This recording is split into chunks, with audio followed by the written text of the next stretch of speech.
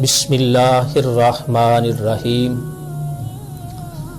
نحمدہ ونصلی ونسلم علی رسولہ الکریم اما بعد اعوذ باللہ من الشیطان الرجیم بسم اللہ الرحمن الرحیم۔ محترم سامعین، ماہ سیام، ماہ رمضان، ماہ قیام چل رہا ہے۔ ماہ رمضان مبارک کی بے شمار خوبیوں، بے شمار نعمتوں اور بے شمار عنایاتوں میں سے ایک ماہ رمضان کا خاصہ اور خوبی اور تعلق اور نسبت یہ بھی ہے کہ اسی ماہ رمضان مبارک سن 2 ہجری 17 رمضان مبارک کو ایک بہت بڑا معرکہ مارز وجود کے اندر آیا جس کو غزوہ بدر کہا جاتا ہے۔ غزوہ بدر یہ اسلام کی پہلی بڑی جنگ ہے، یہ اسلام کی سب سے پہلی اور بڑی جنگ ہے، کئی حوالوں سے، کئی اعتبارات سے۔ اس جنگ کے اندر مسلمانوں کی طرف سے سپہ سالار خود امام الانبیاء صلی اللہ تعالی وسلم تشریف فرما تھے، اور کفار کی طرف سے کافروں کے لشکر کی کمان ابو جہل اس کو ہینڈل کر رہا تھا۔ اور اس جنگ کے اندر اس کا بڑا ہونے کے اعتبارات سے ایک بہت بڑی بات تو یہ تھی کہ مسلمانوں کی تعداد اس جنگ میں کم و بیش 313 یا 315 تھی، اور کفار کا لشکر 1000 کے قریب تھا۔ بظاہر ان کے اندر کوئی جوڑ نہیں بنتا تھا۔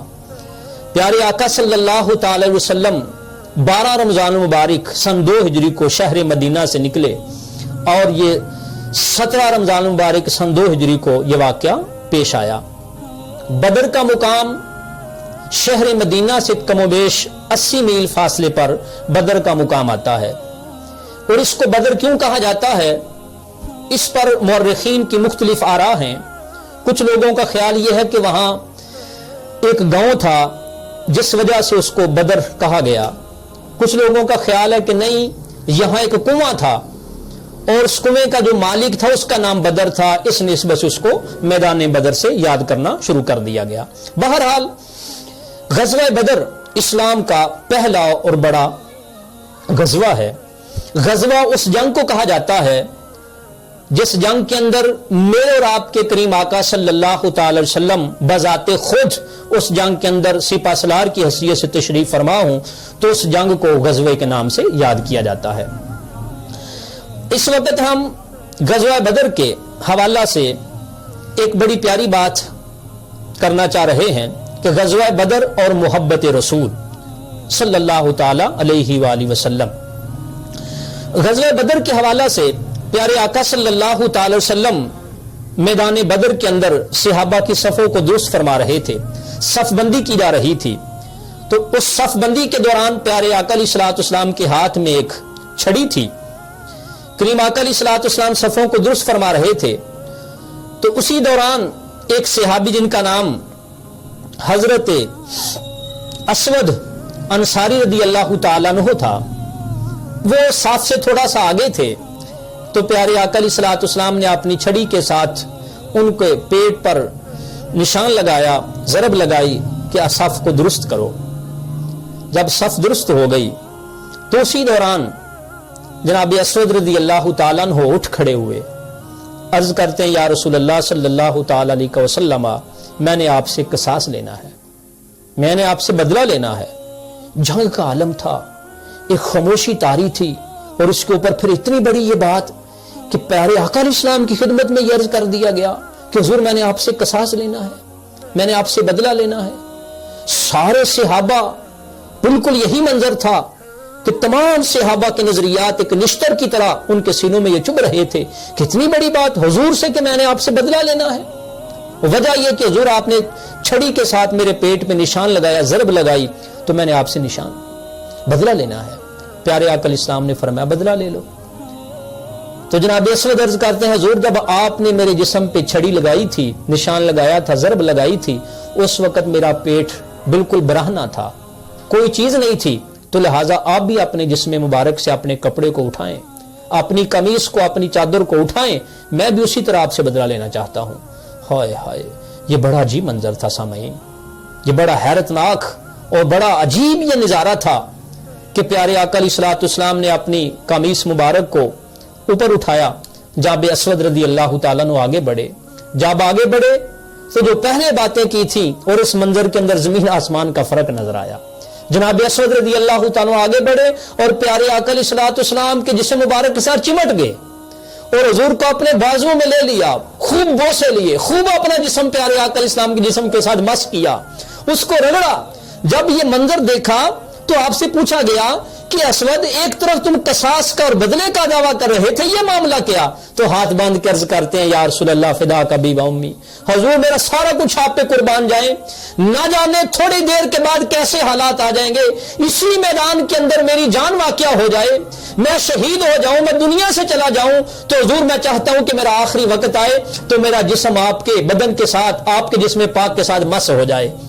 یعنی گویا دوسرے لفظوں کے اندر یوں سمجھیں کہ جناب اسود یہ عقیدہ دے رہے ہیں ایمان والوں کو, ادھر میں نے شہید ہونا ہے, نہ جانے شہید ہو جاؤں, دنیا سے چلا جاؤں, رب کے عظیم انعامات مجھے مل جائیں, لیکن مجھے ان انعامات کے اوپر اتنا بھروسہ نہیں جتنا اس بات میں بھروسہ ہے کہ جب جسم حضور کے جسم اقدس کے ساتھ مس ہو جائے گا, تو چونکہ یہ اللہ رب العزت کا یہ خاص کرم ہے کہ جو چیز پیارے آقا علیہ السلام کے جسم کے ساتھ مس ہو جاتی ہے اس کے اوپر دنیا کیا جہنم کی آگ حرام ہو جاتی ہے. تو میں یہ چاہتا ہوں کہ جب دنیا سے جاؤں تو حضور کے جسم کے ساتھ اپنا جسم مس کر کے جاؤں, تاکہ مجھے قبر بھی میری روشن ہو جائے اور میرا حشر بھی روشن ہو جائے. اور ایمان والوں کو قیمہ دے دیا کہ اپنے گویا کے اعمال پر اتنا بھروسہ نہ کرنا جتنا پیارے آقا علیہ السلام کی نسبت کے اوپر بھروسہ ہے, حضور کی محبت کے اوپر بھروسہ ہے. تو سامعین محترم, یہ ہمارے لیے ایک بہت بڑا سبق ہے اس بات کے اندر کہ اس نظریے کے ساتھ پیارے آقا علیہ السلام سے محبت اور عقیدت ہو کہ یہ ہمیں دنیا کے اندر بھی کام آنے والی اور آخرت کے اندر بھی کام آنے والی ہے.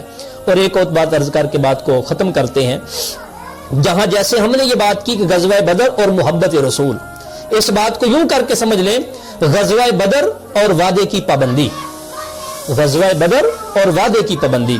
تاریخ کے اوراق میں بتاتے ہیں کہ پیارے آقا صلی اللہ تعالی وسلم کے دو صحابی حضرت حذیفہ بن یمان اور حضرت حسین رضی اللہ تعالیٰ عنہ دونوں آ رہے تھے. رستے میں کفار نے ان کو گرفتار کر لیا, کفار نے ان کو پکڑ لیا. پکڑنے کے بعد ان سے پوچھا گیا, سوال کیا گیا کہ کدھر جا رہے ہو؟ انہوں نے کہا کہ ہم مدینہ شریف جا رہے ہیں. کفار نے یہ کہا کہ تم مدینہ اس لیے جا رہے ہو کہ مسلمانوں کے ساتھ مل کے پیارے آقا علیہ السلام کے ساتھ مل کے ہم پر حملہ کرنا چاہتے ہو, تم ان کی مدد کے لیے جا رہے ہو. تو ان دونوں صحابیوں نے, حضرت حذیفہ بن یمان اور جناب حسین رضی اللہ تعالیٰ عنہما نے عرض کیا کہ ہم مسلمانوں کی مدد کے لیے نہیں جا رہے, ہم ان کے ساتھ مل کر تمہارے ساتھ جنگ نہیں لڑیں گے. ان کافر ان کو چھوڑ دیا. جب یہ سفر کرتے کرتے مدینہ کی طرف آ رہے تھے تو حالات ایسے تھے کہ حضور میدان بدر میں تشریف فرما تھے اور جنگ کی تیاری ہو رہی تھی, ایک پورا جناب والا جنگ کا ساز و سامان تھا. تو اسی دوران پیارے آقا علیہ السلام کے سے ملاقات ہوئی. پیارے آقا علیہ السلام صف بندیوں میں مصروف تھے. تو کریم آقا علیہ السلام سے جب یہ سارا واقعہ بیان کیا گیا تو پیارے آقا علیہ السلام نے ان دونوں صحابیوں کو فرمایا کہ تم جنگ کی صفوں سے باہر چلے جاؤ, تم لڑائی میں شریک نہیں ہو سکتے, تم جنگ میں شامل نہیں ہو سکتے. عرض کیا حضور ہم پورے ایمان کے ساتھ آپ کے ساتھ جنگ کے لیے آئے ہیں. پیارے آقا علیہ السلام نے فرمایا ہم وعدے کی ہر حال میں پابندی کرتے ہیں, ہم وعدے کی ہر حال میں پابندی کرتے ہیں, ہمیں صرف اللہ کی مدد جو ہے وہ درکار ہے, اللہ کی نصرت اور کامیابی ہمیں کامیاب کروائے گی, ہم وعدے کی ہر حال میں پابندی کرتے ہیں.